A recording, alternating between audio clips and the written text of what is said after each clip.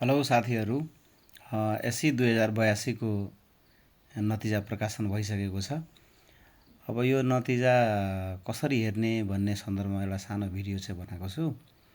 यो grade seat सहितको video कसरी बनाउने, आई मिन ग्रेड सिट सहितको एसई नतिजा कसरी हेर्ने भन्ने सन्दर्भमा सुरुमा के गर्ने, कुनै पनि ब्राउजर एउटा खोल्ने, क्रोम ब्राउजर चाहे कुनै पनि ब्राउजरमा जाने, त्यहाँनेर SEE.ntc.net.np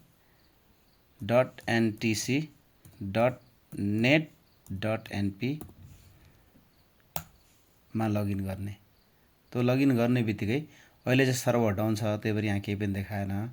तर लगइन गर्ने बित्तिकै यस्तो इन्टरफेस चाहिँ खुलेर आउँछ हैन, जसमा के गर्ने भन्दाखेरि यहाँनेर अब रिजल्ट मात्रै हेर्नु छ, कति जिपी आयो भन्ने कुरो मात्रै हेर्नु छ भने यहाँ सिम्बल नम्बर यहाँनेर राखेर सर्च गर्ने।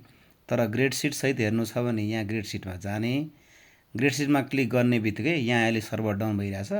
ग्रेड सिटमा जाने बित्तिकै त्यहाँनेर तपाईको तीनटा इन्टरफेस जस्तो देखाउँछ। त्यहाँनेर एउटामा सिम्बल नम्बर हाल्नुपर्ने हुन्छ, अर्कोमा डेट अफ बर्थ हाल्नुपर्ने हुन्छ र अर्को लास्टमा चाहिँ त्यहाँ क्याप्चा भन्ने हुन्छ। क्याप्चामा चाहिँ त्यहाँ अल्फा न्युमेरिक कुनै अल्फाबेटहरू हालेको हुन्छ, जस्तो एबीसीडी अथवा कुनै केही लेटर पनि हुन्छ र केही वर्डहरू हुन्छ। त्यो वर्ड त्यहाँ जे लेखेको हुन्छ त्यही वर्ड तपाईले त्यहाँ छेउको बक्समा राखेर इन्ट्री गर्नुभयो भने तपाईको रिजल्ट चाहिँ आउँछ, ग्रेड सिट सहित आउँछ।